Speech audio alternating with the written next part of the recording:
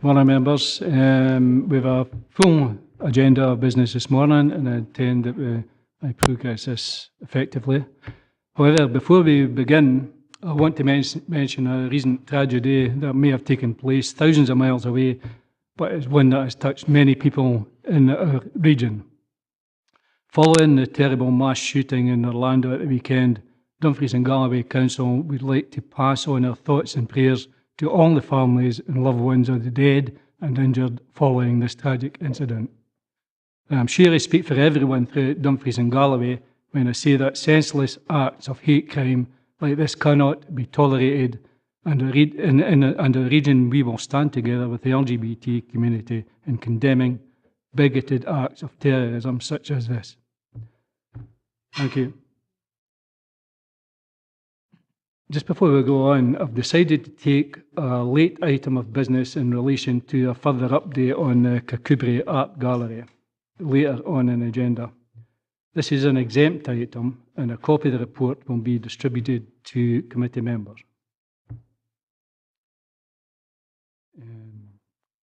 Can I have the Sederunt and apologies? Thank you, Leader. Just the one apology today from Councillor Dickel. 17 members present and currently 3 not present. Okay. Any declarations of interest, members? No? Item 3, minute of meeting the 14th April. I'm happy to approve. Second. Item 4, minute of unacceptable actions policy. Move. Yep. Sorry, Leader, as a matter of accuracy, you'll probably recall yourself, I did in fact declare an interest in that item and didn't take part. Minute doesn't reflect that. Okay, with that adjustment. That's approved by Ted with that adjustment and seconded by myself.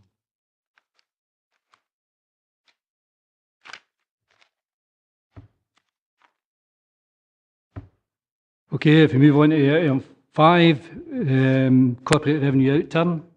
This report gives members an overview of the Council's financial performance for the year ended 31st of March 2016. I have to say this is an exceptionally positive outturn position set against the very significant challenges that services across the Council have addressed in the last year due to cuts in funding. And I very much welcome the financial performance delivered. I'd wish to place on record my thanks to all staff who continue to deliver for the people of Dumfries and Galloway despite the significant funding pressures the Council faces. I'm pleased to note the funding available in the Change Fund has now reached £7.166 million, and as indicated in paragraph 3.2, well within the target level, we agreed to support the delivery of the 2016-17 savings. Much was said regarding the fund during the recent budget, and I'm sure members will reflect on the level the fund has reached. There was also some comment in the local press, with both the Dumfries and Galloway Standard and Dumfries Courier falsely claiming that the fund was somehow the same as reserves for emergencies. And in fact, I noted at the time when it was pointed out to Dumfries and Galloway Standard that they were wrong. They even managed to get the retraction incorrect. Appendix 2 provides details of the Change Fund and its use in supporting change within the Council, and I hope members will take note both of this and the agreed definition of the fund whenever they make comment.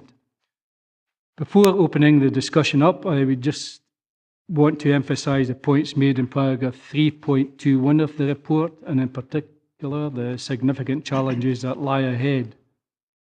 On top of the savings we have in the report before us, this year's departments will have to implement a further £21 million of savings. I appreciate some members now wish to rewrite the budget before the ink is dry, and even more pressure to departments. However, I am sure they will reflect on the fact that at the same time departments are implementing £21 million of cuts this year, we will be asking them to identify tens of millions of pounds more saving options we will need for the next year.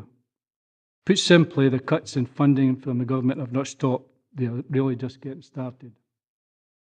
The Head of Finance and Procurement, Paul, is present to deal with any questions arising from the report. I'll open up for members.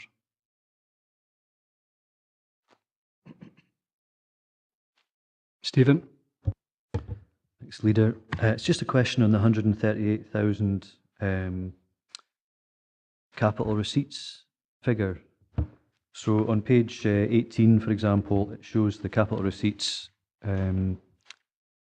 which will affect the total that would be transferred. So are we agreeing that transfer from revenue to capital implicitly in this, or do we need to actually agree that, or are we just noting it? Because it seems to be a suggestion as a way of dealing with the shortfall, but we've not actually agreed it anywhere, so it's really just to get a bit of clarification on that.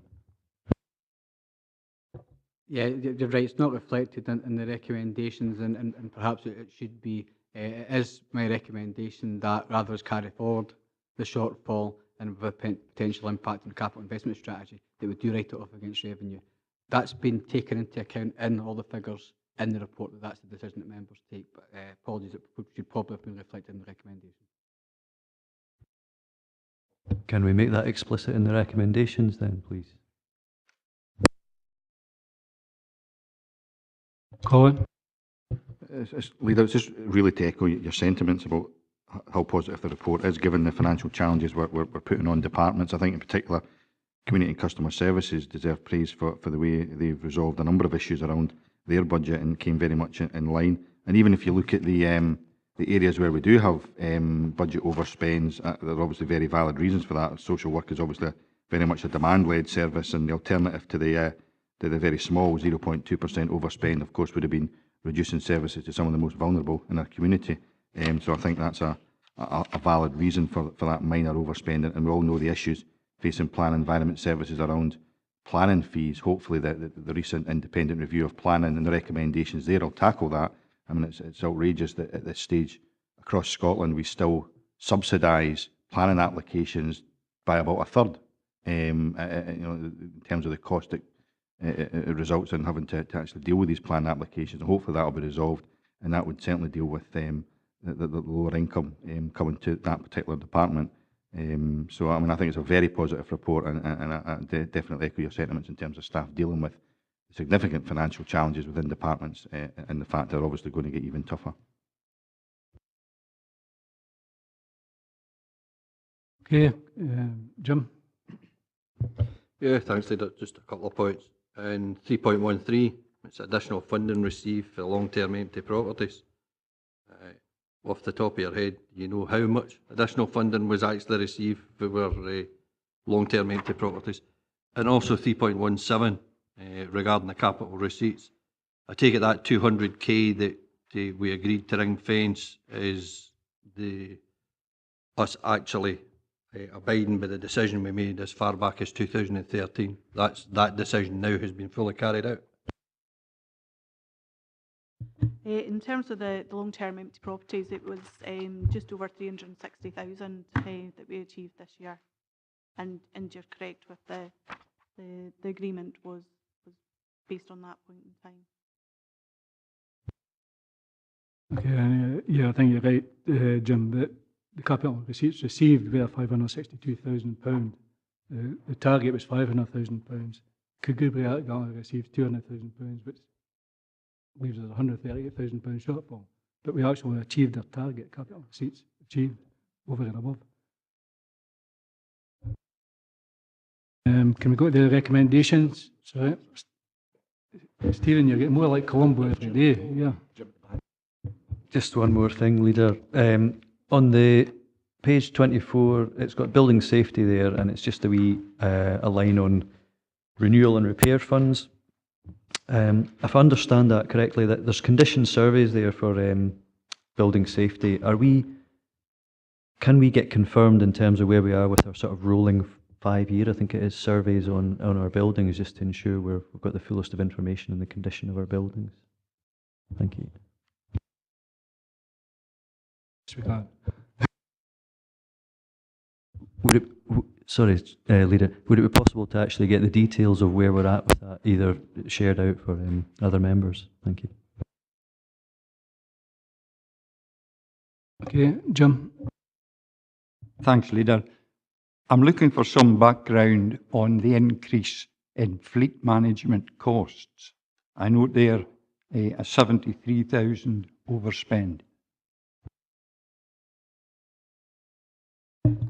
The report on the Planning and Environment Services overall outturn is due to go to P&E on the 1st of July, and that will provide some details as to the overall position. Fleet management and transportation as a whole delivered an underspend due to underspending in other areas, and you'll see within the report that the main aspect of the overspend is within the planning and building services. Yeah, the application of savings within fleet is the area that's causing the delay or the difficulties at the moment, but those are being progressed for the new financial year. Okay, can we go to recommendations with taking Stephen's comments? Yes, thank you, Leader. You've agreed to additional recommendations to agree that the shortfall be carried forward as is taken into account in the report. Yep. With that, can we note 1, 2, 3 and agree 4? Thank you.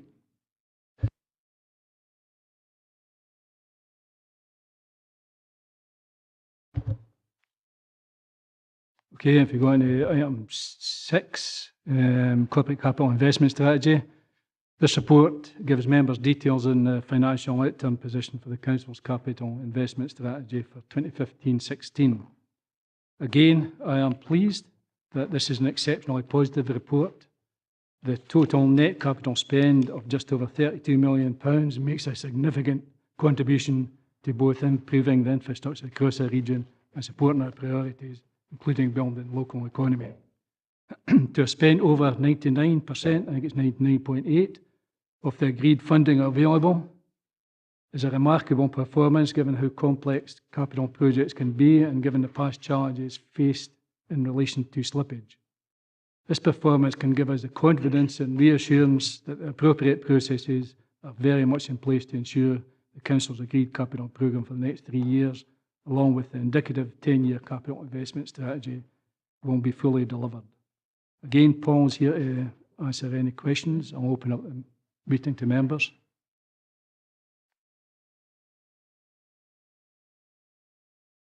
Okay, can we go to the recommendations? Can we agree the recommendations? Can we note 1, 2, 3, 4 and 6 and agree 5? Thank you.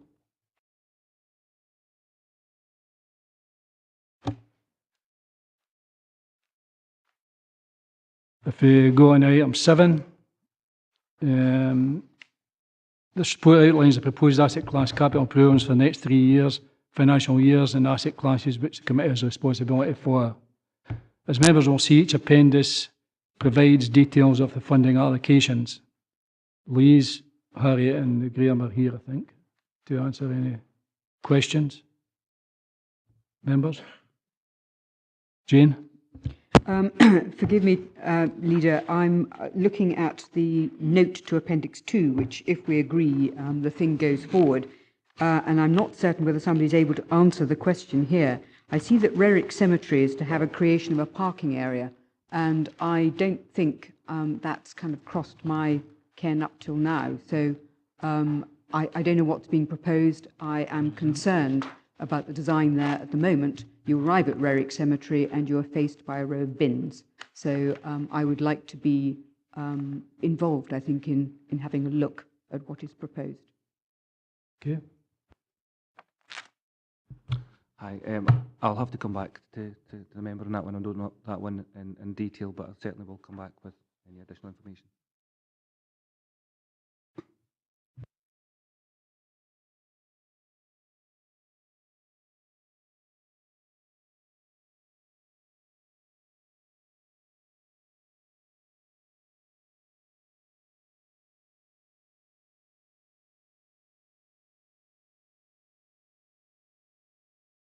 I don't think the community council know about this either. There's been things about putting tarring paths and grassing over paths and things, but there's never anything about a parking area, and it's quite a restricted area, as Councillor Maitland says, and I don't quite know how you'd be doing it and what you'd gain from it.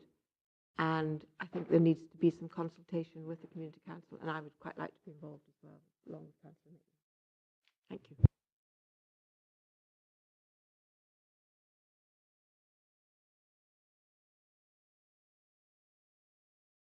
All I'm saying is that, Leader, I don't think it's the most urgent thing in the world to be done. So if it could be postponed while we actually look and see what's happening, I'm not sure. Yeah, we'll get somebody to come back to you.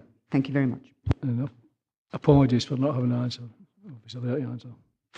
Stephen? Thank you, Leader. It's two things, actually. One is on page 54, where it's talking of the sports pitches allocations.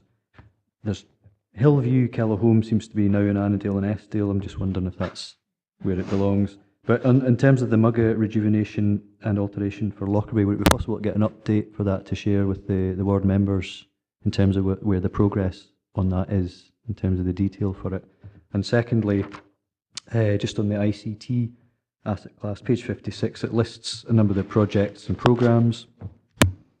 Now, there's a number there that I would welcome some further information. It's probably too tedious to go through all of it at this committee for all the members here, but nevertheless, it could be shared with members who are interested. Particularly, there's a number there that deal with mobile working, agile working, mobile and agile working, agile and mobile working, and so there's just a number there that to the layman like myself, you wouldn't know necessarily what it's about, and it might be interesting and of use to find out a wee bit more detail on that.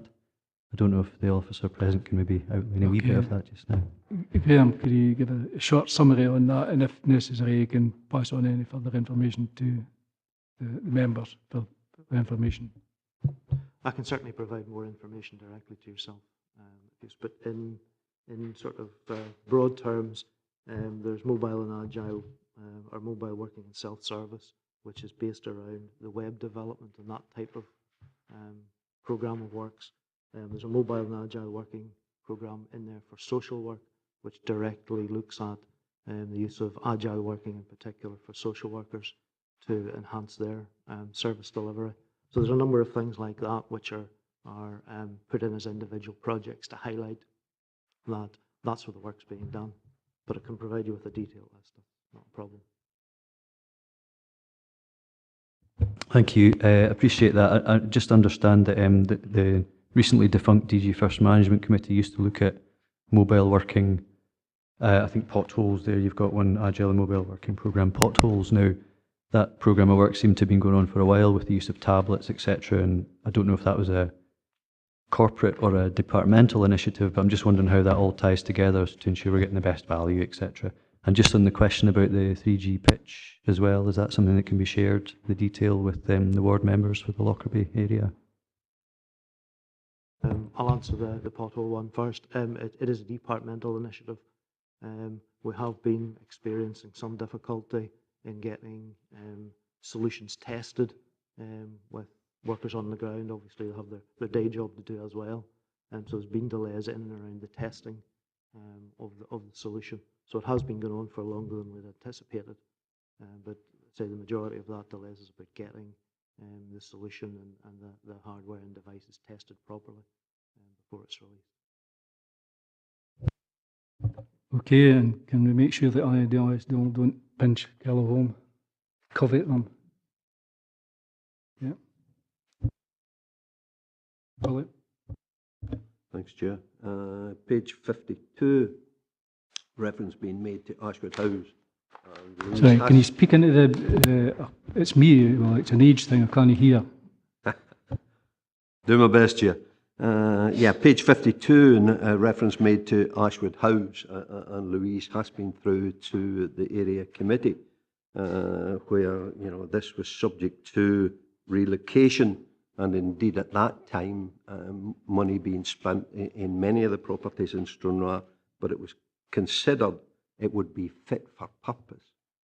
Building offices have lain empty for a considerable period, at least from that time when relocation was about. And we have asked Louise to come forward with a report to give us some kind of timescale for that.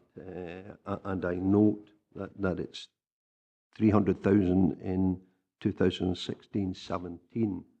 It's trying to project this. I know Louise is to come back and give some detail, but so that it's recognised here at Policy and Resources as well. Maybe Louise can comment on that. And similar to an earlier item, still on page 52, and it's public toilets, and without rehearsing for full council. And I do note that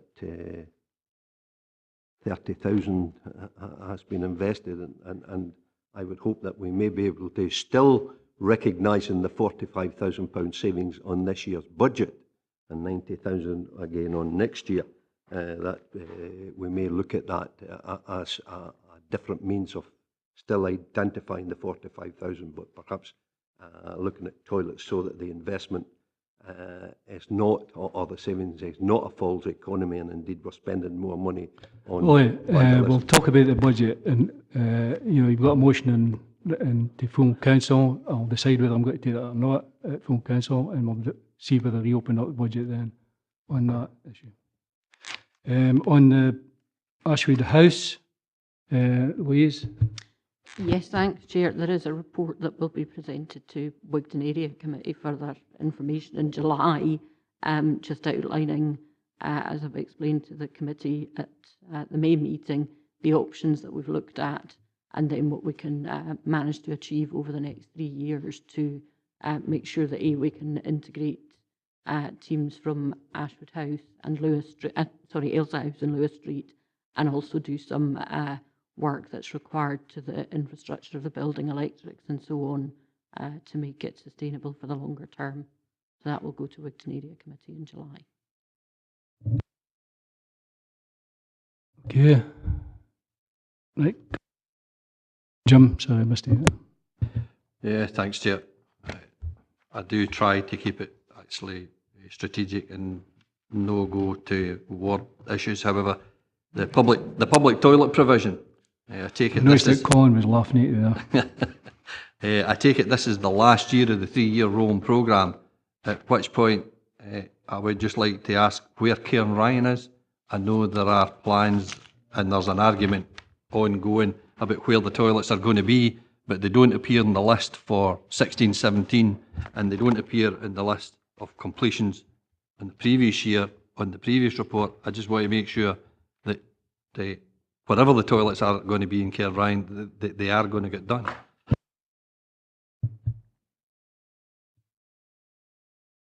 We'll provide that information in due course once it's known.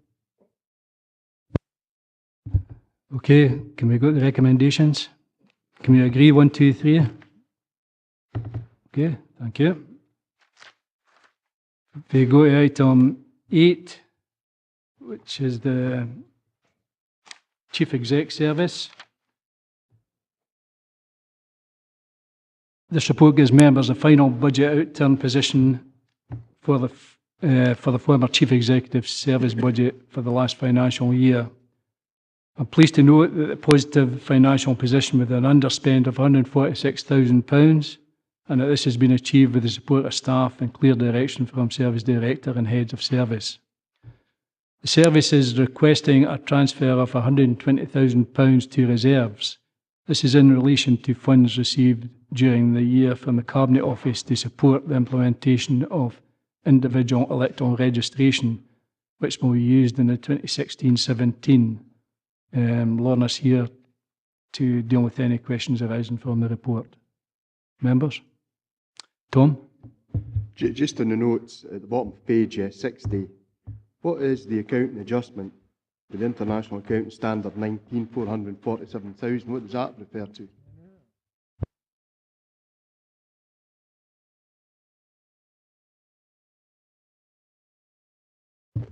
It's an accounting adjustment in relation to pensions, so it's an actuarial assessed value of how much pensions are in the year. It has no cash impact on the overall budget, it's just an accounting adjustment.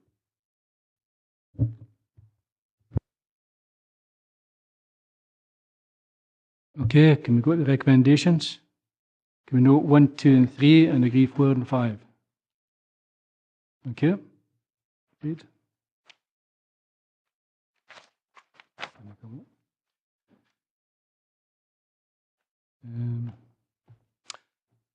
Item 9 is Director's End of Year Assessment of Business Plan Performance.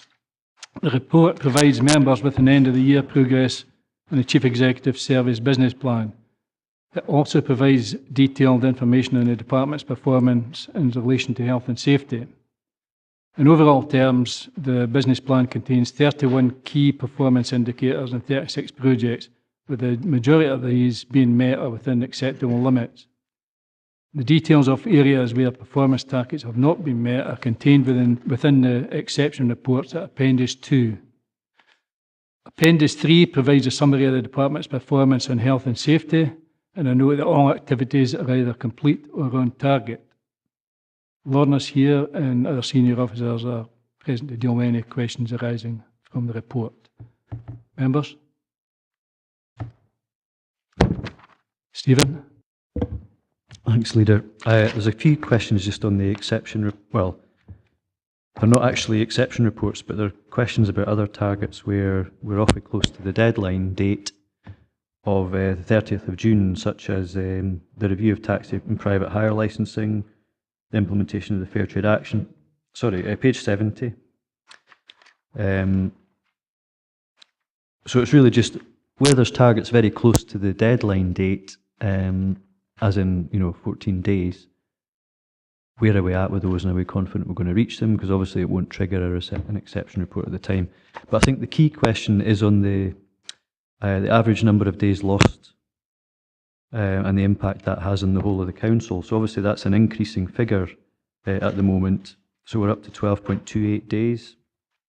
Now, I'd be interested to know what that translates to in terms of the cost of that to the council, not only for those who are absent, but the impact it has on the staff who are covering. And also, if you're in a department and you're trying to manage your staff, I mean, obviously that's a pressure in itself and a challenge in these times, but if you've got long-term absences, what recourse do you have to HR or the centre to actually cover that shortfall in order so you can deliver your service as been agreed?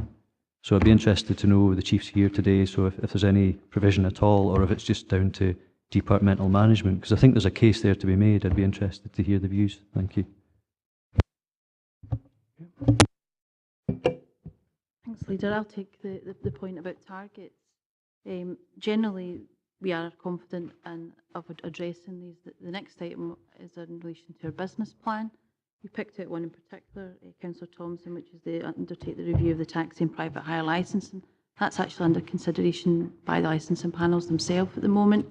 There's been considerable work done, but I think the panel itself wishes more work to be done and more time to be taken. So our recommendation in the next item is that there's more time given to that. But this is based on the information that was in the business plan last year. And the question about the recourse for departmental managers to maybe look to the centre to get support for covering long-term absent. I'll take that one. We look to managers to actively manage the absence levels, and as you can see from one of the major improvements we're proposing is it requires time and commitment from those managers to actually apply the policy, the triggers, the stages, return to work to manage both short and long-term absence.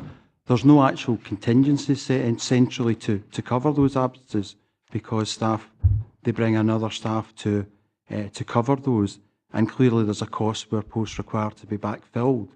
The major challenge to the council is in losing the productivity of staff when they're absent. And as you say, that these things are in an upward spiral for a number of departments identified in the improvement plans provided by services. So there's going to be a focus during 2016 to actually look further into those areas. And we know that traditionally there's higher levels of absence in some occupations. For example, there tends to be 1.4 days extra where the predominance within the workforce is actually manual occupations. However, the targets in those services are still being exceeded. And as you can see from the number of improvement areas required for those services, we're actually upon that in terms of ensuring that managers know what their responsibilities are.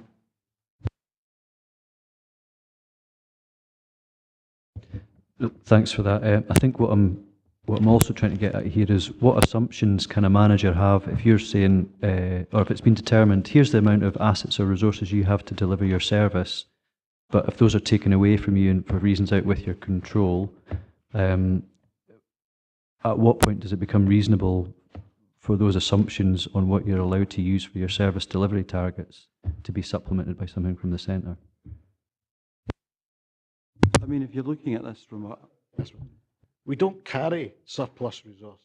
And members need to understand that I hear all the time, the corporate centre has no budget. If I'm giving a director of young people's services £100 million in the budget, I expect them to manage it within that appropriate period. Members in previous budgets have reduced the sickness allowance and eliminated it from the budget. You know, that we don't, you know, we have £21 million of savings to make. We don't carry corporate resources in the centre. And I would expect the management teams with £100 million budgets or £40 million budgets to manage sickness within their team. The processes are there to manage the sickness. The arrangements with the unions to do acting up across the place.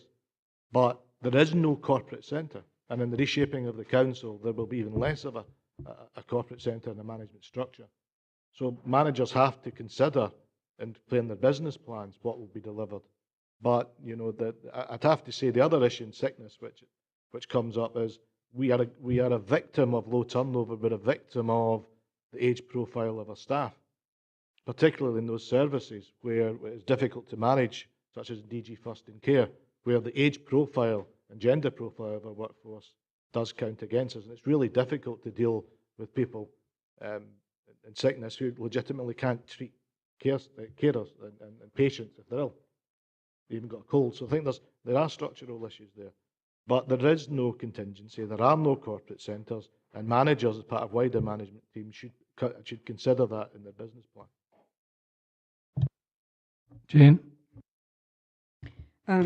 Leader, it's on the same point. And while I accept fully the fact that we have got an ageing workforce, and there are absolute problems as far as caring, and you do have to not come into work. And there are all these requirements, which is quite clear.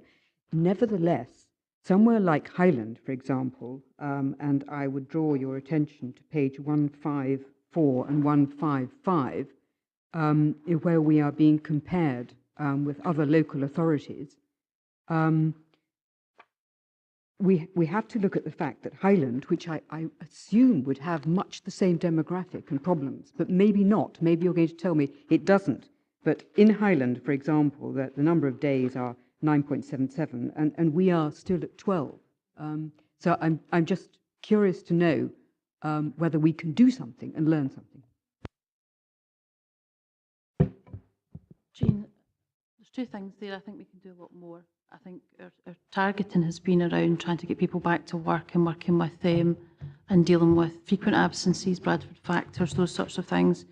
But increasingly so, and Paul's point is that we need to really target the managers where this is not happening, because that, I think, will have a much better impact on some of the rates in some of the more difficult areas. We need to get a much more detailed view of where those issues are, because it's not just services.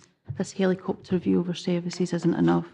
Is it a particular locality? Is it a particular service, particular manager? And that's where our attention needs to be. In relation to Highland, I don't know about the demography, but certainly, obviously, the TUPE transfer of all their care staff, etc., into health, where we do experience quite a considerable amount of sickness absence, may have had an impact on that, but I couldn't tell you, and that's a piece of work we need to do to have a look at that, because that'll include adult social work and care staff as well, and indeed the care homes that Highland maintained at that time. So there is a difference in comparison there, and we need to look at it in detail. Okay, Willie? Yeah, Chair, notwithstanding what that, and I think the Chief Executive comes right to the heart of it, or the issue. I think we're in falling into the virtuous circle where we've set a target of 4%. We're recognising there has been an increase to this, and indeed it's to the people, not only the ones that are going off, but the ones who remain at work and maybe have to increase on their performance to cover for sickness, absence, and so forth and so on. So the virtuous circle is there.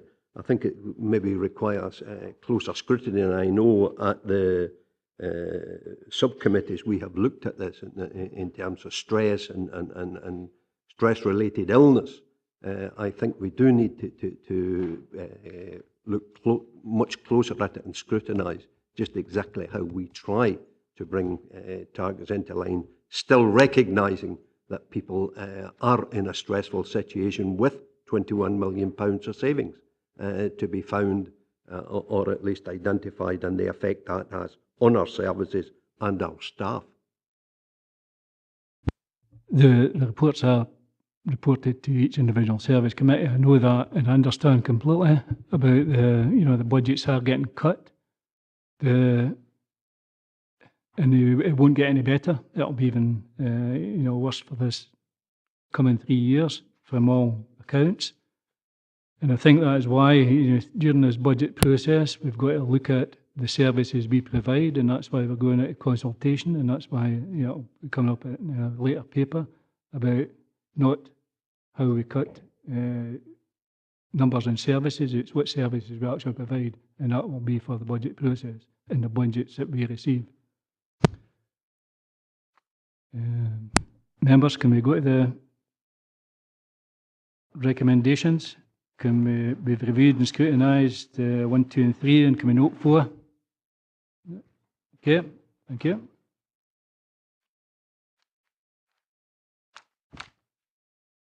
If we go to item 10, which is the Corporate Services Business Plan, this report presents a business plan for the new Corporate Services Directorate. Members will recall that our business planning guidance provides for improved visibility on delivery of the Council's priorities and commitments within business plans, and integration of activity-based budgeting and other resource information within business plans, which I think is a significant improvement and allows members to better see the link between the plan and the budget. Paragraph 3.2 of the report provides members with information on the features of the new business plans, and this approach has been taken across all 4 business plans, ensuring consistency across the Council. I would like to thank members for their positive contribution at the member seminar and the development of the business plan, which was held on the 23rd of May. And I'm also pleased to note that the business plan has incorporated the comments and feedback from the member seminar. Lorna and other senior officers are present to deal with any questions arising from the report. Members? Jim? Thanks, Leader. Page 156. The proportion of internal floor area of operational buildings which is in a satisfactory condition. Now, I notice, despite office rationalisation, our position has actually got worse over time. Could we have an explanation? I know your comment about office rationalisation. I think we've done some office rationalisation. I think the decision taken by this committee in February around Dumfries Asset Plan has been the decision that we've been looking to move to really change our office estate. So while there has been some changes, and Councillor Scobie mentioned some developments in Stranraer, there hasn't been any large-scale application of that. And certainly, if members recall that report, we haven't been spending money on the office estate, particularly in Dumfries, until we understood what members' decision would be around that. So I expect to see over the Dumfries office plan development, which is already underway, to see those figures improve. But there has been a need to not spend money that would have been abortive, or those properties would have been moved on. But it's certainly an issue for us. It's been one of the drivers around the Dumfries asset plan, and also the methodology that Louise and her team have developed in terms of looking at office estate across the region as well. We really need to deal with this. So your point's absolutely well made, and it is something that obviously the Dumfries asset plan is the first step towards. Is it true to say, Lorna, you've been holding off investment until the shape of the rationalisation is clearer? A large bulk of our office space is obviously around Dumfries and the environs of Dumfries, with the headquarters, etc. And yes, we have, because it would have been foolish to spend money apart from maintenance and security that members want to divest themselves of certain buildings or to change their use. So we've been trying to make sure we don't waste money in that regard. Thank you. Okay, Stephen? Thanks, Leader. It's just a question on the business technology solutions. Obviously, our message is that our council, everything it does is underpinned by the use of ICT, and it's a fundamental enabler. Are we much closer to enabling Wi-Fi access for visiting members of other councils, for example, in our council buildings? Because I'd appreciate an update. I know it's something we're trying to roll out so there's a better access, but you know, there's been a few incidents in the past where visitors to our area are unable to connect unless they have a sort of system that we provide them, which is unusual nowadays. But I was just wondering if there's any update on that and how we're pushing forward with it. I can give an update, certainly. The initial, or phase one, or whatever you would like to call it, of the Wi-Fi was to roll it out to all council buildings to enable staff and yourselves to be able to have that connectivity. That's now in place. The second phase to that is to look at how we can do that for both members of the public and visitors. That's scheduled probably to come online around October this year. So that's the kind of time scale for delivery of that. Okay, can we go to the recommendations? Can we agree 1 and note 2? Thank you.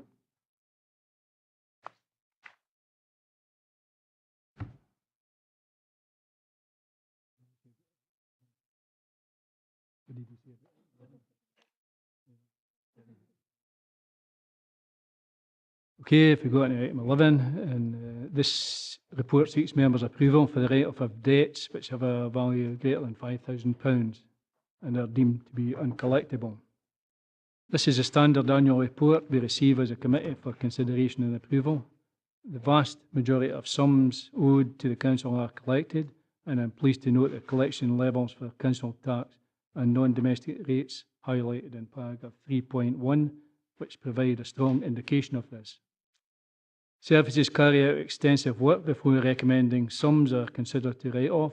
Paragraph 3.4 of the report sets out the reasons where officers are recommending a write-off. Helen is here to answer any questions members may have. I'll open up the meeting. Members? Sean? Yeah, I've been receiving these reports for annually for a number of years. I just wondered that I've never seen as much redaction in the report. So really, it doesn't really mean a lot. Can understand maybe with regards to individuals, but we used to get a list of, what businesses have defaulted, etc. So I'm just wondering why members are not being able to see really any kind of detail of, who these are. We've been advised by the data protection officer that we have to redact fully on these reports, so that's why it's now redacted. What's the reason? Sorry? What's the reason? Just because of the nature of personal information, because it is, business information and individuals. So we were told we had to redact the whole report. I can understand individuals where you're talking about individual people, but businesses, it's always been the case that we knew who these were, and obviously they've changed names or whatever and it's always been the case in the past that that's happened. I understand that, Chair, but we've only took, I'm following guidance, from our data protection officer. Given members' concerns, I'll review this situation and get back to members. And if there's any additional information I can provide for you, I'll make sure that's provided to you. If not, I'll make sure you're fully aware of what the advice is. Is it because it's in the public domain? Is it that, under data protection, then it could be shared with members in private? But one way or another, the report doesn't really mean anything. There's some maybe that we would know, maybe an individual case, and maybe what to raise something on that. But at the moment, it's just doesn't really mean anything.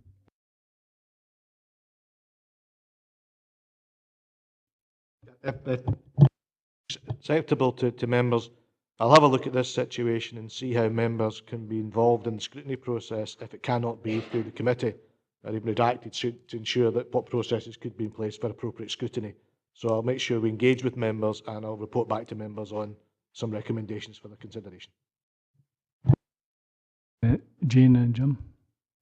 I think there probably is a pattern, though, with respect to the debtors about property transferring when the person goes into residential care, and I would like to sort of think about how we deal with that, whether that is something that actually should be followed through the process of debt collection, or whether it is rather more a process that lies with social work to realise what's happening at an early stage, and make steps to do something about it. Because there is a pattern here, and I wonder if I could have some advice on that. It might be that we should recommend to the Social Work Services Committee that they need to think about how to follow that up. I don't know. There is a policy currently being drafted on deprivation. It is the intention of the service to run a workshop for members to explain the complexities and challenges of this. So that will be done in the very near future. I think this is trying to get some clarity between them types of cases and people that are using the system. I think that's the kind of clarity we need, because it's plain to me that some people know the system better than others and can use that rather than basically need. Jane. Well, Leader, what it really boils down to is that the public is being expected to cope with this particular type of avoidance of payment of debt. And I don't think that's fair. If it is indeed avoidance, or if it is, based on a poverty issue or whatever, but it's not clear in here. Jim? Yeah, thanks, Chair. It's going back to the redaction. If on page 175, the top 11 under rates, they're all businesses. Most of them have been dissolved or liquidated or went bankrupt. That's a matter of public record in any case. So why are we redacting it if it's already a matter of public record? I suppose it'll go back. I mean, Gavin is going to get back to us on that and have a look into that. But the advice that the officers have been given, obviously, is what's in the report. Yeah. Yeah. Sorry, the Chief Executive is going to. Yeah. Stephen? Thanks again, Leader. Just on the, I think it's on the page 175, it's the one where there's like 4 years worth of, I think it's 4 years. It goes 2014, 2015, 2014, 2015. I assume that's consecutive years, but I'm not sure. And it's gone bankrupt. So are we kind of on a sort of 4 strikes and you're maybe out sort of policy? Because, I mean, that looks like a special case, obviously. Obviously, we can't scrutinise it, we don't really have the details, but you'd really want like one benefit of the doubt and then you're out kind of thing, so that looks like a kind of pattern there. So I'm just wondering why that wasn't picked up and dealt with sooner.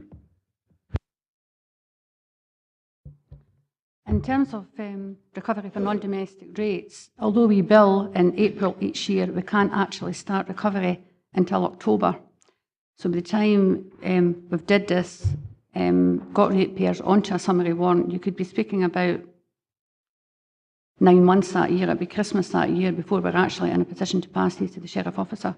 So then the Sheriff Officer has got to look at these debts and move forward. Meanwhile, we're billed for a second year.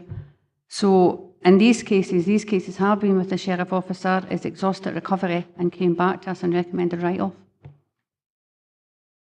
Just on the detail of I presume the first 2 entries there are 2012 and 2013? Yes, I think that's right. I think that's been a mistake in that report.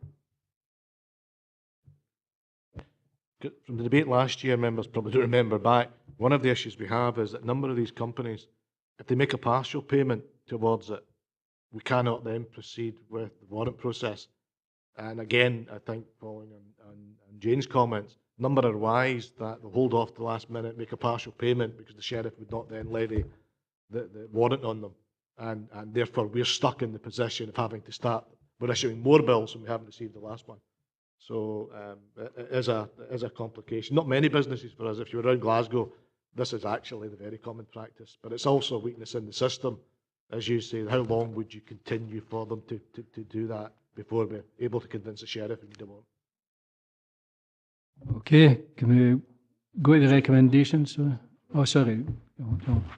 Thank you, Chair. I do think, as a committee, we should recognise the work that the council officials actually do in trying to bring in the money in the first place. You know, it's not. I mean, I know we're looking at write-off here, and it's not good news, but we do have to go through the correct processes before we get to this stage, and they do try extremely hard to actually pursue people to get that money in the first place. And I hear what Councillor McClung's saying, but obviously if you've been given information from data protection officers, then you take that on board, and I think it's them that we need to ask and not our officials that are here today.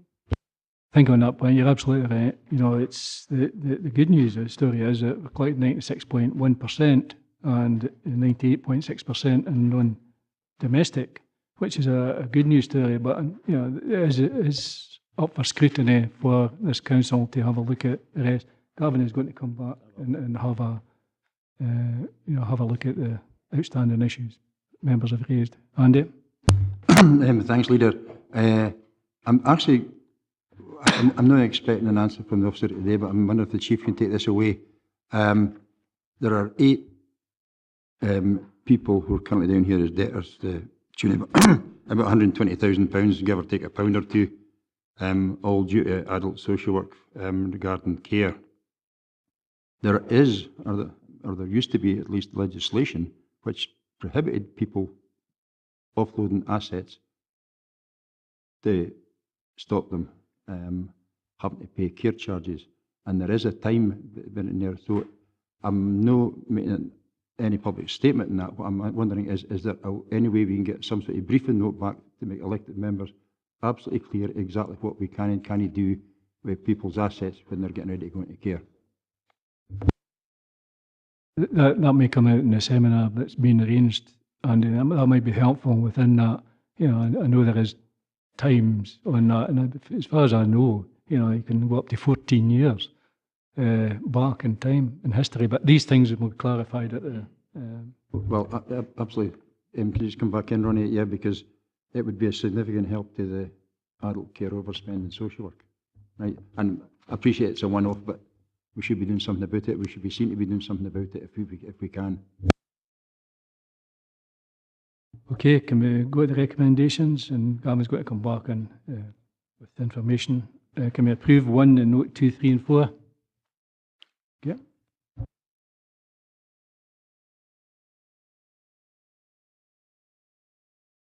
If we go to item 12, which is a draft annual governance statement, I'm pleased that the annual governance statement has in the first instance been fully considered by Audit and Risk Management Committee. This approach helps to ensure the statement is an open and honest self-assessment of the Council's performance. The statement highlights the foundations that progress in the last year, particularly the reshaping of the Council and member involvement through the Business Transformation Steering Group. This is consistent with the principles of good governance and my commitment to lead the Council in a way that is open and inclusive.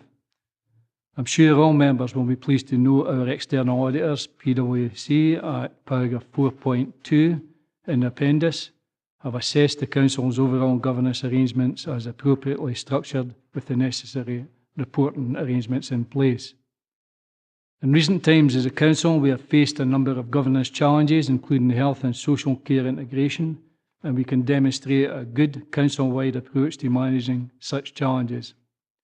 In particular, our response to significant issues, including the children's inspection, are highlighted at section 5, indicating good progress across all the main areas for improvement while continuing to prioritise improving their immediate response to children and young people in need of protection.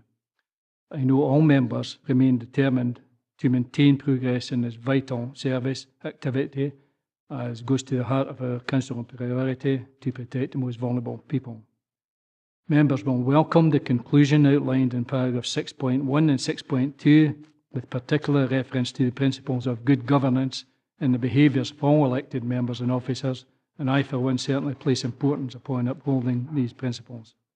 Lorna is here to deal with any questions arising from the report, and Derek.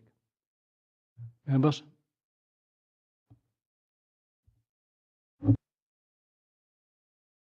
Okay, can we approve the recommendations? Okay.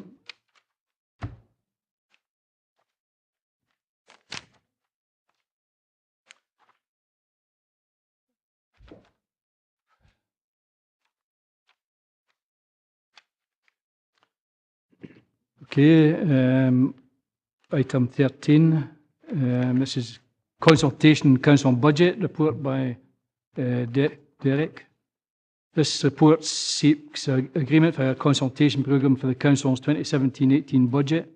Members will recall in updating our budget for 2016-17 in February this year, we agreed that public and partner consultation would be undertaken during August and September 2016 to help inform our proposals and decisions. At paragraph 3.8, there are proposals for the areas the programme would focus on, and at Appendix 2, a timetable for this is set out. Members should be left in no doubt that the Council will face a massive financial challenge again next year and beyond. Whilst the Scottish Government has yet to carry out its comprehensive spending review, we know that local government as a whole does not feature heavily in the Scottish Government's list of priorities, and we should expect tens of millions of pounds of cuts again over the next few years. The debate we need to have with the public is to ask what services they wish to see us stop providing.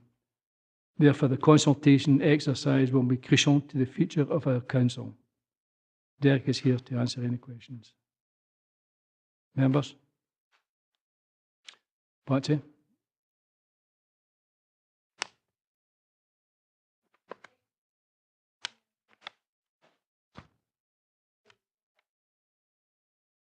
Council that I was at just a couple of months ago, and they wondered how they found out what impact their suggestions had had and what had actually happened at the budget meeting that was going to affect their communities, which is very local, but that's what matters to them. And I don't know whether you've got a mechanism whereby there's a sort of I don't want to make it sound too simple, but a sort of noddy guide of that's not too complicated and how it actually affects communities. And it's down to things like bins and buses and just simple things rather than the big strategic things. And you want to consult them, but they're not feeling that they are being given the feedback afterwards.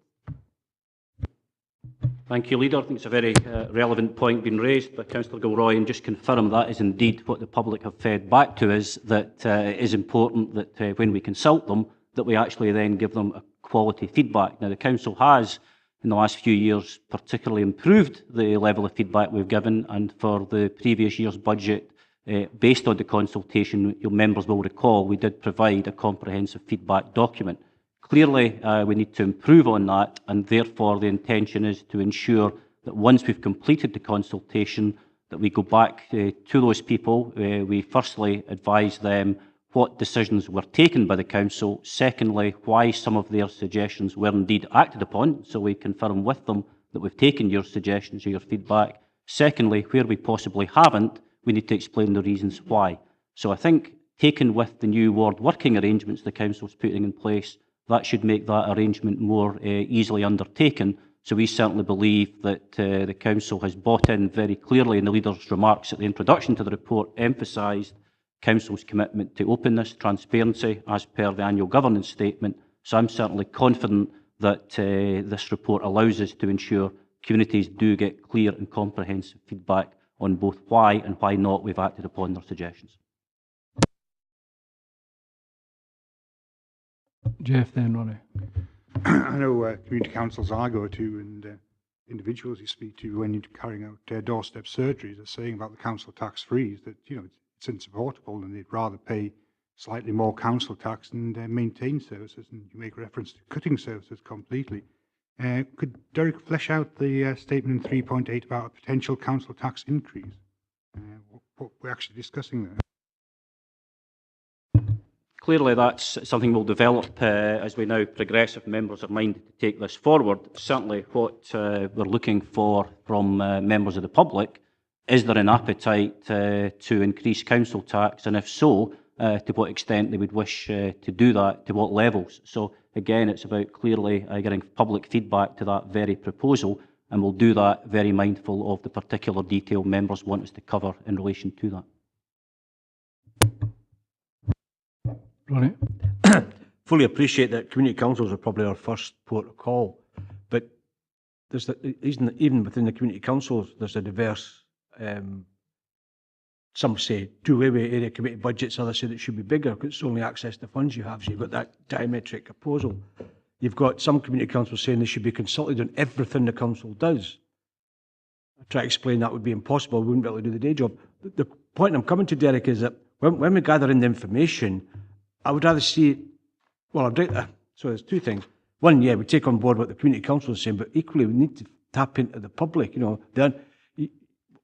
Those of us that have attended the events at the areas where you've had the consultation, it tends to be groups, groups that get funding from the council, want more funding. There's very few of the public.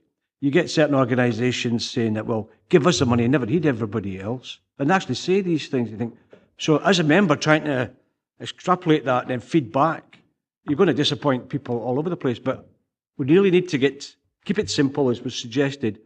What is it that we should stop delivering? Because we talked earlier about the stress on staff.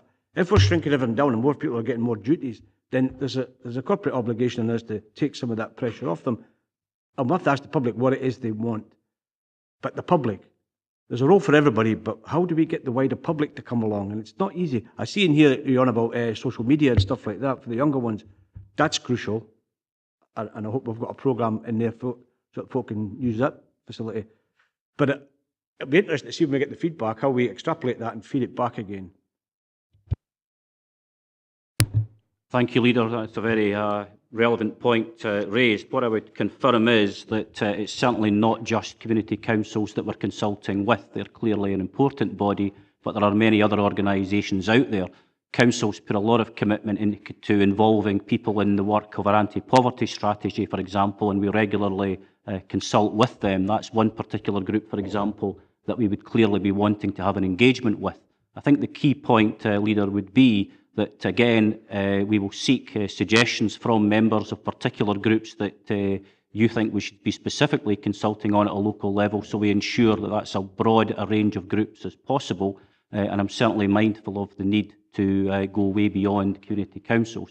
Councillor Ogilvie is absolutely right. It is certainly not an easy piece of work to do, but I certainly believe that the more we can do that at a ward level, that makes it more accessible for people, and the more we give people ample warning of the meetings taking place, we can hopefully achieve some success with that. And therefore, as we've highlighted, the very question of what ways can we reduce expenditure, that is a key part of the three questions outlined in paragraph 3.8. So that will be central to the consultation. Thank you. Stephen? Thanks yet again, Leader. Well, first thing, you probably take out the reference to 13 wards just to be safe. Just keep it as council wards, because we don't yet know.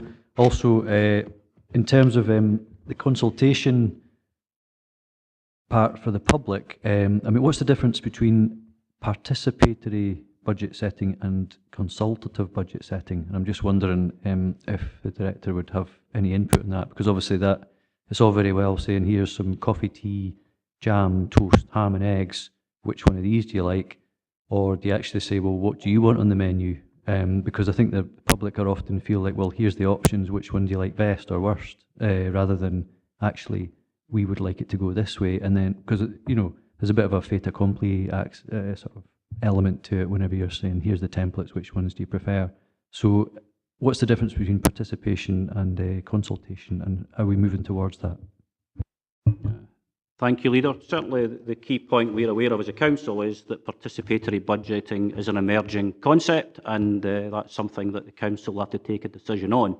What I can say is that Chief Executive is actually hosting a session with senior officers in the next week or so, which will actually consider how best we can address the issue of participatory budgeting, particularly the expectation that 1% of our budget would be subject to that. So you're absolutely right, that's an emerging position that the Council will have to be in a position to respond to. In terms of consultative budgeting, I don't think there's a suggestion that we're taking out specific templates and asking for a kind of vote yes or no in terms of these. I think the key point we are making is that we need to ensure the public are informed and educated on the budget position facing the Council, the scale of that challenge. Leading on from that, we're then seeking their ideas and opinions on what specific areas of expenditure we should reduce. So we're clearly consulting the public in relation to these issues. More medium term, we will move towards a participatory budgeting process, and that's something that will come back to Council in due course. Okay, Willie then, John. Yeah, Chair, I'm looking at page 205 under Appendix 1, and it's with particular reference to August-September 2016, where it says here, agreed programme of public engagement carried out with outcomes to be reported to full Council of the Policy or the Policy and Resources Committee.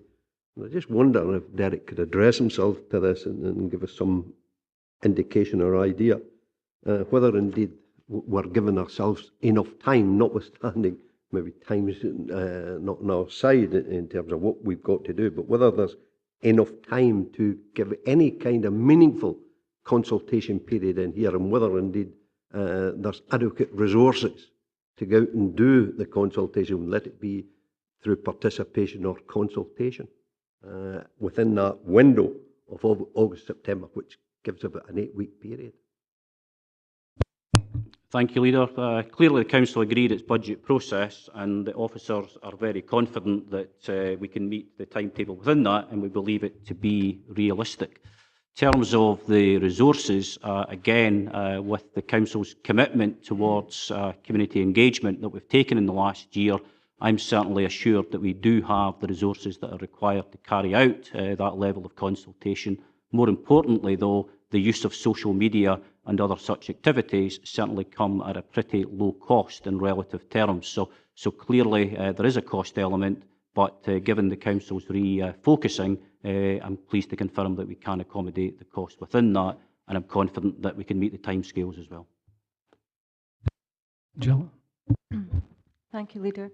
On the community engagement side of things, I do think it's vitally important for the Council to make sure that there is more of an understanding in the communities about the difference between revenue and capital expenditure.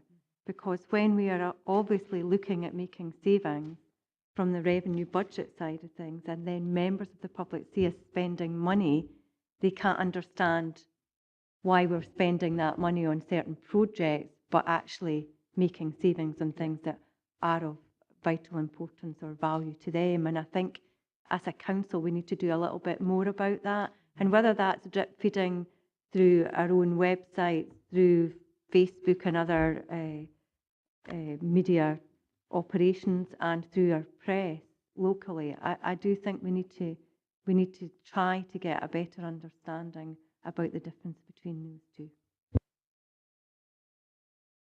Thank you, Leader. Again, welcome that position. I think it's always been clear to all members that the quality of the information we give in advance is crucial, and therefore the point relates to that when we are inviting people to be consulted, we need to be clear of the quality and the information provided to ensure that it does indeed break it down into capital revenue and make some plain English explanations for the differences and how the Council has certain controls within it in terms of the resources it can fund. So a very helpful comment that will be taken on board when we come to publishing the information that we'll be putting out to the members.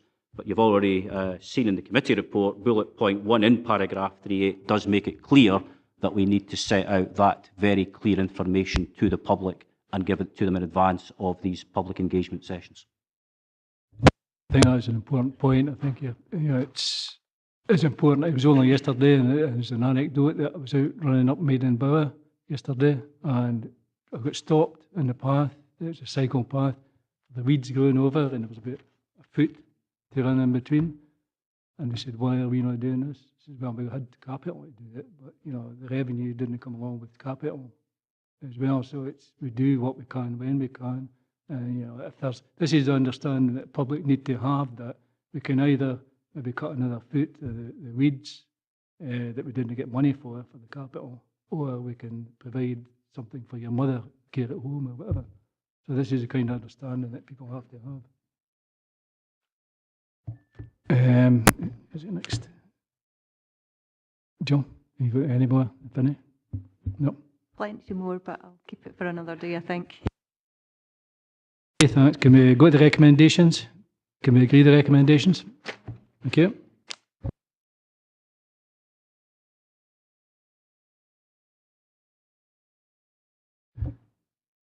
Item 14. This report provides an update on progress of the agreed budget savings in relation to staff cost savings. Members will recall that we agreed a range of general savings which related directly to staff costs. A number of other services, a number of other savings clearly also had implications for staffing in specific terms, in specific teams or services, and these were highlighted in the budget savings template we considered and agreed. The activity undertaken in the last 2 months to enable these considerable and very, very challenging savings are included in the report. And I want to acknowledge the cooperation of the joint trade unions in progressing these, in particular, the progression of a managed head count reduction through our existing policies.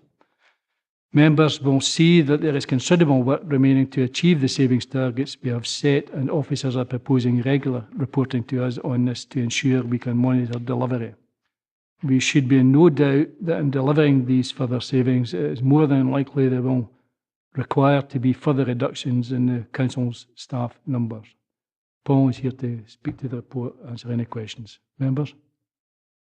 Andy? Thanks, Leader. Just refer to 4.2 on page 212. I note that the Joint Trade Unions noted the content of this report. We had a meeting with the Joint Trade Unions on Monday, and we asked that very question, why did they only note it? And it was because they didn't get the detailed financial figures in time. Can we get an explanation as to why that was the case? The actual meetings to look in more detail at the summary set out in Appendix 2 have yet to take place with the trade unions. So we'll be going over that in detail just in terms of what the proposals under each of those headings, as well as the amount of savings that need to actually be made. This is a longer term prospect just in terms of taking this forward sensitively with the trade unions, because clearly it's a fairly serious amendment potentially to the collective agreement that was agreed back in 2009. Thanks. So we get assurance then that the trade unions will be fully involved in the whole process, including all the figures, in good time for the next report coming forward. Is that what you're saying? Absolutely. It's my intention to frame a series of meetings with them very, very shortly. Sean? Just a couple of, just for information, just a couple of points with regards to some of the saving elements. With the salary sacrifice, which I think is not the greatest term, probably voluntary paid additional leave would be better, but with the salary sacrifice, is that an opt-in, opt-out every year?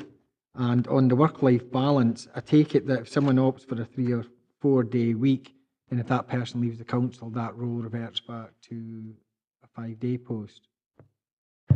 In answer to your first question, yes, it's an opt-in, opt-out situation with salary sacrifice.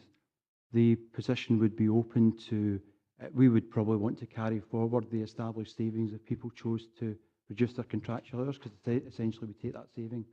So therefore that saving would remain on the reduced, on the establishment for the workforce.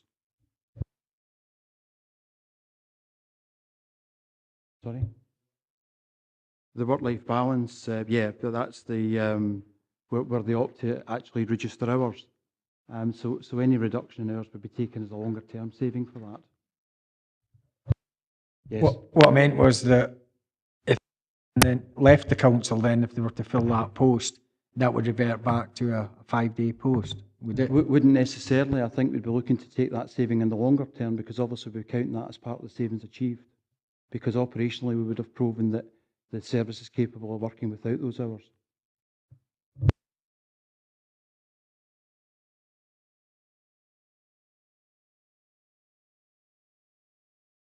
Jane?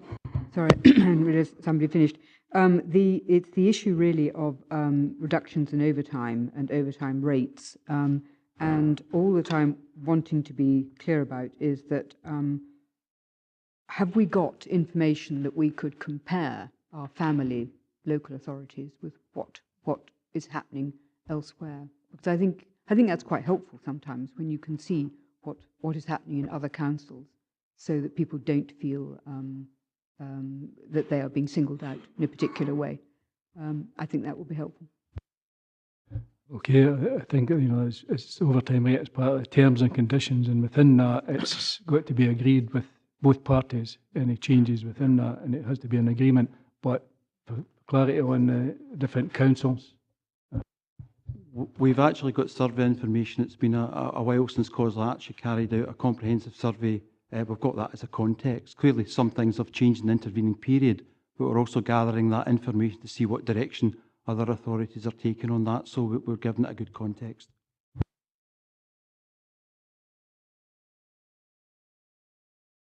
Okay, Willie? Yeah, Chair, and I have raised the issue with Paul and got an assurance in terms of employees' perception, in terms of the difference that they recognise between manual workers and white-collar workers, office workers, etc., for want of a better description.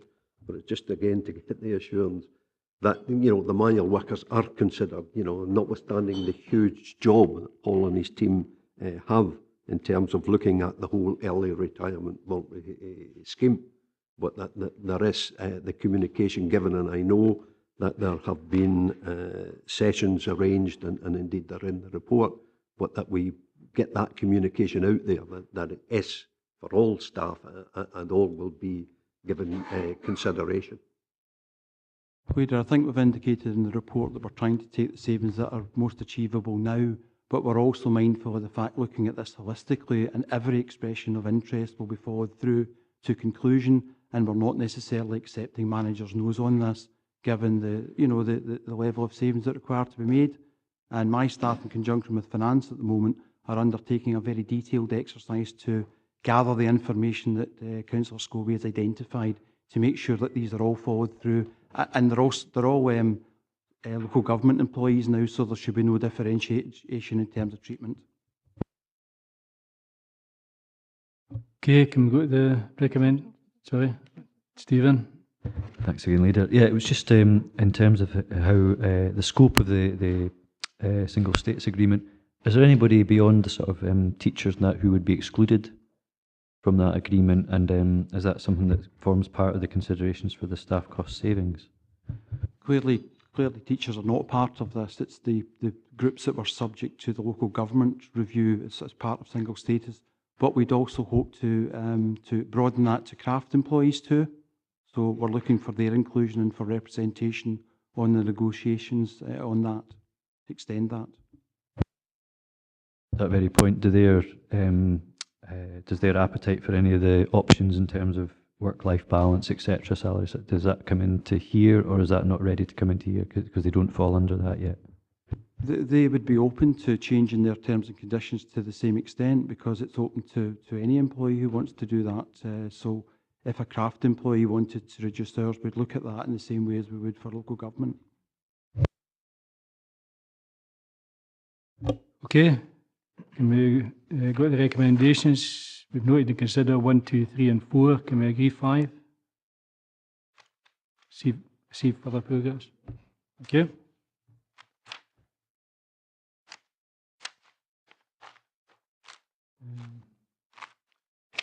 If we go to item 15, which is the Kirkcudbright Art Gallery project, as I said at the start, there's a late item of business in relation to a further update on the Kirkcudbright Art Gallery, which will be taken as an exempt item, and that report will be distributed later for members. This report 15 is a noting report. And so, you know, if we want to spend more time later on, can we just note the support? Okay, thank you. Item 16, which is protection of vulnerable groups. That's the PVG and disclosure scheme policy and recruitment of ex-offenders. The report informs members of a revised policy, members of revised protection of vulnerable groups and disclosure scheme policy, which has been updated to reflect the legislative changes. The report also provides a draft recruitment of ex-offenders policy, which reinforces the Council's commitment to affording ex-offenders equality and opportunity when seeking employment in accordance with the Rehabilitation Offenders Act 1974 and the Disclosure Scotland's Code of Practice. Paul and Lindsay are here to answer any questions. Members? Andy, then Jane. Thanks, Ronnie. Just, is there any change to us, the councillors? Because it depends what role we fulfil within the authority, obviously. There's different levels of PVG required. There's no fundamental change. It's actually more about the amount of information we receive when we process a PVG check or enhanced check. It's more about that administration rather than a fundamental change to the status of members. Jane? I just didn't get a chance to look it up. What is heimsuken? I've never seen so many criminal possibilities. The heimsuken on the middle of page 281.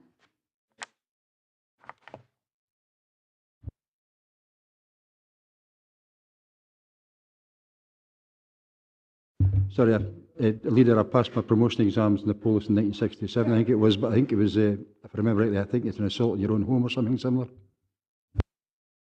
About your knowledge. Do you accept that, Councillor Maitland?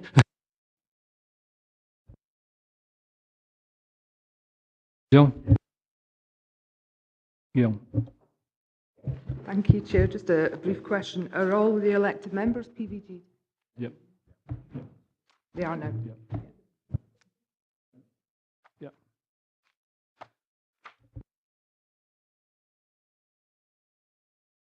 Okay, can we've considered, can we approve? Thank you. If we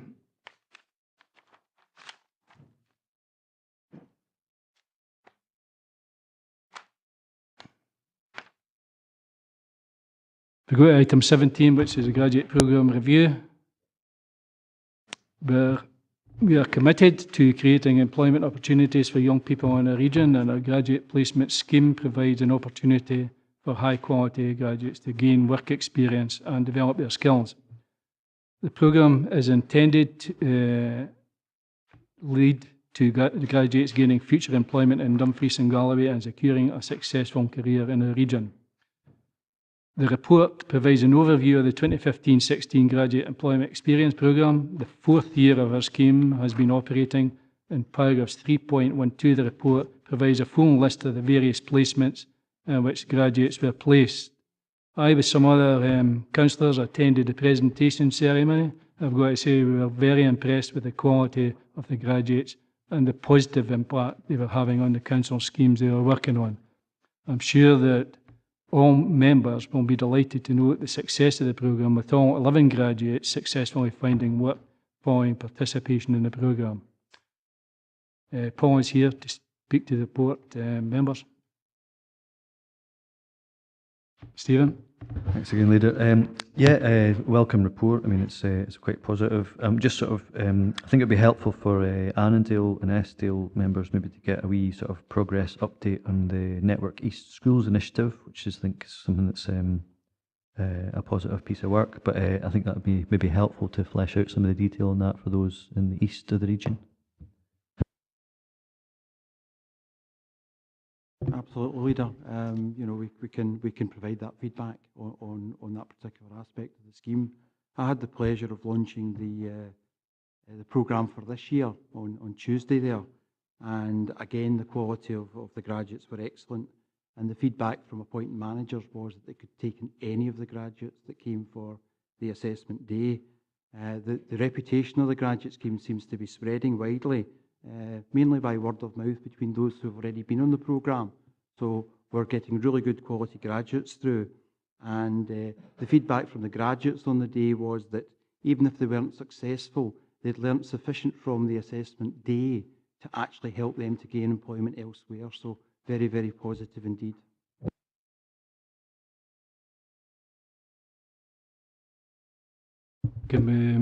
Sorry, Gail. Gail. Yeah, sorry, again, just a very brief question. Wigtown and Andale and Nestdale don't seem to be getting placements of candidates. Is there a reason for that? That's largely down to the interest that's shown by the graduates, and I think we need to look geographically to ensure we've got a good spread of graduates coming in. So we'll redouble our efforts where we feel that there's not sufficient coming in for particular areas to ensure we get a spread across services and priorities and also areas.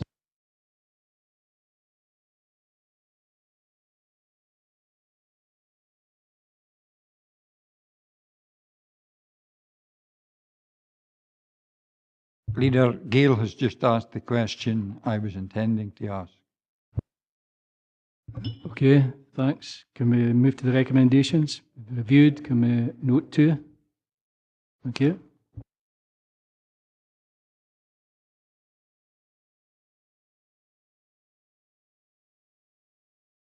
If we move to item 18, which is the land at Wardshire Portpatrick.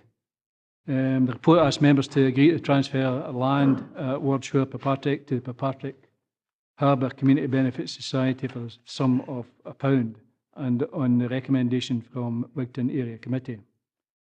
The Area Committee also requested that a clause be inserted in the agreement pertaining to this transfer that, should the piece of land be sold off in the future, that its usage must be retained for the overall benefit of the community.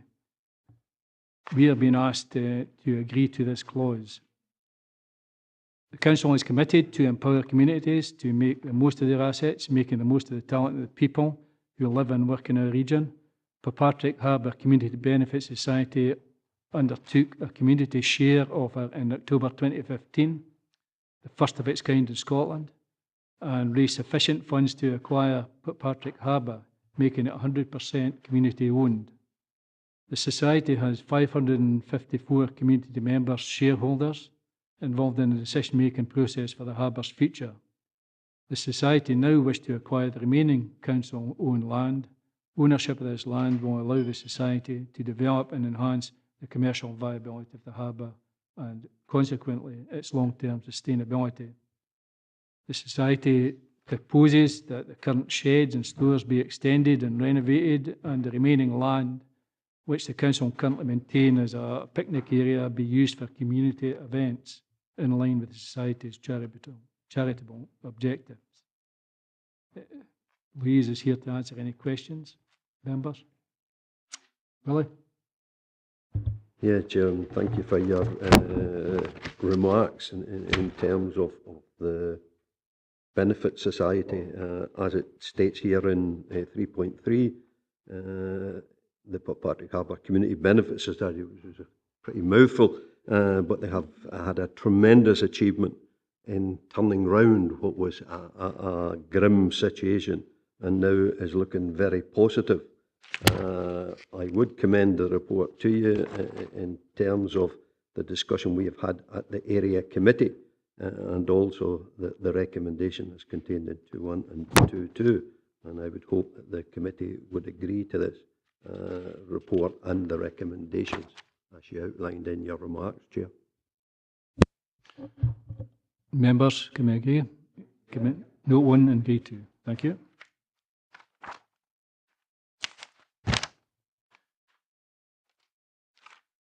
This is Stoneykirk Village Hall. The report seeks members' agreements to lease the Village Hall in Stoneykirk, Stranraer for the use as a main shed. Although not exclusive, the men's shed is primarily aimed at encouraging post-retirement men to get out of the house and socialise with people. I wish I could do that myself, but with similar interests and problems. The purpose of the shed is to provide recreational facilities and advance the social needs, health and well-being of men of all ages and backgrounds, as well as offering opportunities to undertake creative, physical and purposeful activities of their choice.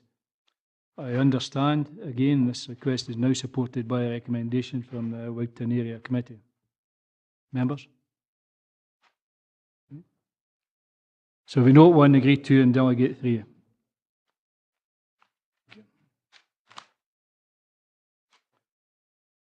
We have item 20, which is Dumfries Learning Town, Learning Hub. The Learning Hub, the Learning Hub Community Company. Members will recall that as part of the Dumfries Learning Town programme, to deliver education differently across Dumfries, that a model would be developed for a learning hub to be delivered through a community company arrangement. Education Committee agreed the proposals for governance and operational arrangements for a community company or hub, acknowledging that this development is the key to Learning Town project. The report outlines the main considerations at paragraphs 3.6 to 3.11. This report seeks agreement for a lease to enable the development to progress and deliver and operate the hub at King George V site. This recommendation is endorsed by the Dumfries Common Good Subcommittee. Claire's here to answer any questions. Members? Stephen? Yeah, thank you, Leader.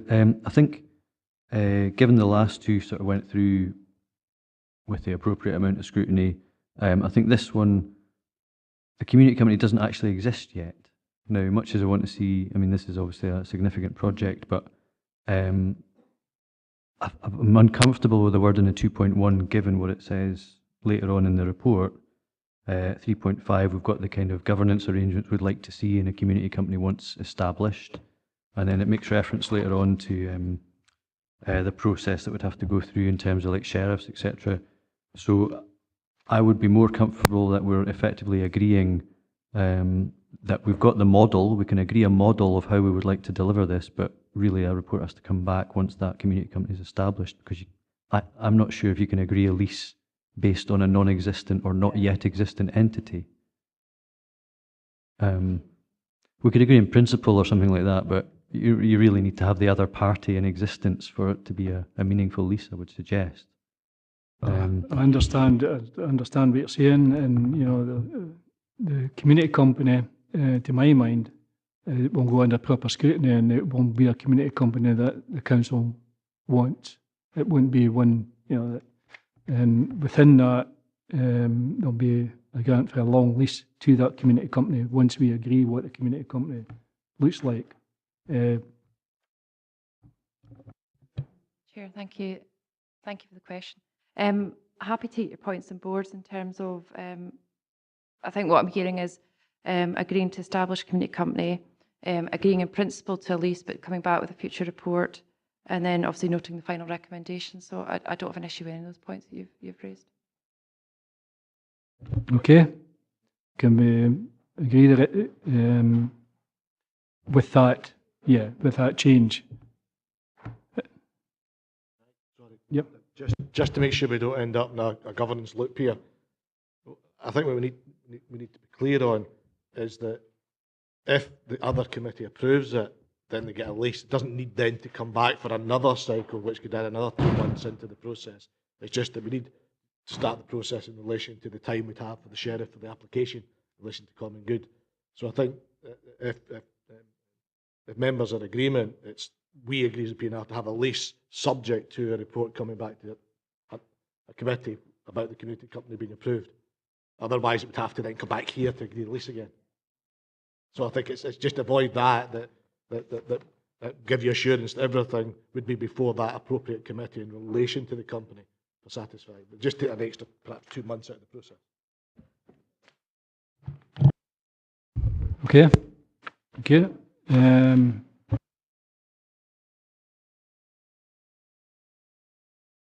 21 of no urgent business. Item 22, this is the Local Government Scotland Act 1973. Do we agree? Sorry? Where? I know that. We've said that at the start.